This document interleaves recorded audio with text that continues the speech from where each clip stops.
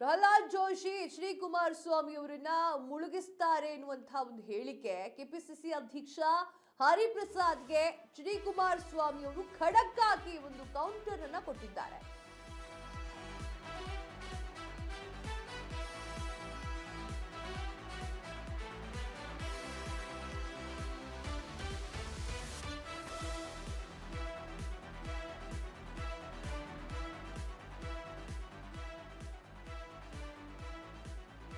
Pralhad Joshi H D. Kumaraswamy ಅವರನ್ನ ಮುಳುಗಿಸ್ತಾರೆ ಎನ್ನುವಂತಹ ಒಂದು ಹೇಳಿಕೆ ಕೆಪಿಸಿಸಿ ಅಧ್ಯಕ್ಷ ಹರಿಪ್ರಸಾದ್ಗೆ ಎಚ್.ಡಿ. ಕುಮಾರಸ್ವಾಮಿ ಅವರು ಕೌಂಟರ್ ಅನ್ನ ಕೊಟ್ಟಿದ್ದಾರೆ.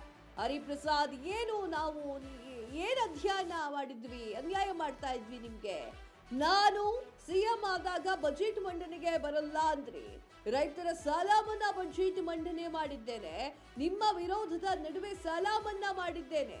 ಬಿ.ಕೆ. ಹರಿಪ್ರಸಾದ್ ಹೇಳಿಕೆಗೆ ಕುಮಾರಸ್ವಾಮಿ ಅವರು ಫುಲ್ ಗರಂ ಆಗಿದ್ದಾರೆ. ಯಾವ ವಿಚಾರಕ್ಕೆ ಸಂಬಂಧಪಟ್ಟಂತೆ ಈ ಮಾತು ಅಂದ್ರೆ, ಬಿ.ಕೆ. ಹರಿಪ್ರಸಾದ್ ಅವರು ಒಂದು ಸುದ್ದಿಗೋಷ್ಠಿಯನ್ನು ನಡೆಸ್ತಾರೆ. ಆ ಸುದ್ದಿಗೋಷ್ಠಿಯನ್ನ ಹಿಂದೆ ಪ್ರಸಾರ ಮಾಡಿದ್ವಿ. ಏನು ಅಂತಂದ್ರೆ, ಎಚ್.ಡಿ. ಕುಮಾರಸ್ವಾಮಿ ಅವರನ್ನ ದಾಳವಾಗಿ ಉಪಯೋಗಿಸ್ಕೊಳ್ಳಲಾಗ್ತಾ ಇದೆ, ಬಿಜೆಪಿಯವರು ದಾಳವಾಗಿ ಉಪಯೋಗಿಸ್ಕೊಳ್ತಾ ಇದ್ದಾರೆ, ಅದರಲ್ಲೂ ಜೋಶಿ ಅವರು ದಾಳವಾಗಿ ಉಪಯೋಗಿಸ್ಕೊಳ್ತಾ ಇದ್ದಾರೆ. ಪ್ರಾದೇಶಿಕ ಪಕ್ಷ ಅಂತ ಹೇಳಿ ಗುರುತಿಸಿಕೊಂಡಿರುವಂತಹ ಒಂದು JDS ಅನ್ನ ಮುಳುಗಿಸ್ಲಿಕ್ಕೆ ಬಿಜೆಪಿ ಪ್ಲಾನ್ ಅನ್ನ ಮಾಡ್ಕೊಂಡಿದೆ. ಕುಮಾರಸ್ವಾಮಿ ಅವರನ್ನ ಅವರು ಮುಳುಗಿಸ್ಬಿಡ್ತಾರೆ ಅನ್ನುವಂತಹ ರೀತಿಯಲ್ಲಿ ಅವ್ರು ಮಾತನಾಡ್ತಾರೆ.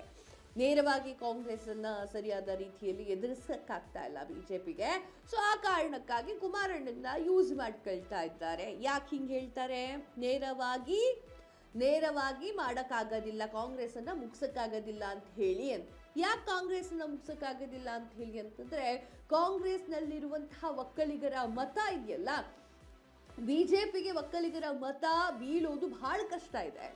ಏನೇ ಹೇಳಿದ್ರು ಕೂಡ ಬಿಜೆಪಿ JDSಗೆ ಒಕ್ಕಲಿಗರು JDSಗೆ ಮತ ಹಾಕ್ತಾರೆ, ಬಿಜೆಪಿಗೆ ಮತ ಹಾಕ್ಲಿಕ್ಕೆ ಸ್ವಲ್ಪ ಹಿಂದೇಟನ್ನು ಮಾಡ್ತಾರೆ ಕೆಲವೊಂದು ಕಡೆಯಲ್ಲಿ. ಅದರಲ್ಲೂ ಹಳೆ ಮೈಸೂರು ಭಾಗಗಳಲ್ಲಿ ಈ ರೀತಿಯಾಗಿದೆ.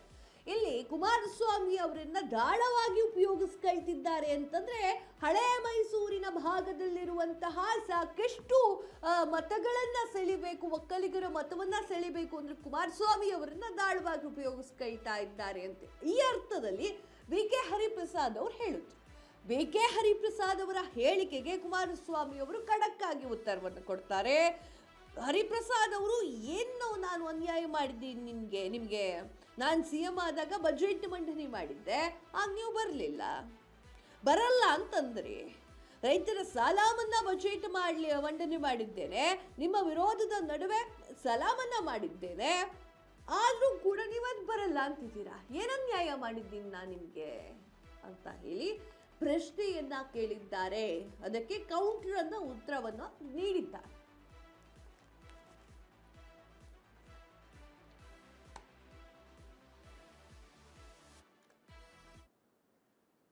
Take a small break.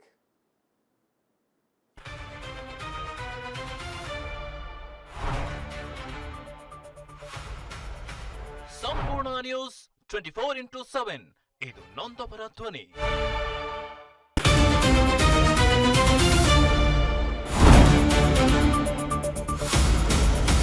ಸಂಪೂರ್ಣ ನ್ಯೂಸ್ 24x7 ಇದು ನೊಂದವರ ಧ್ವನಿ.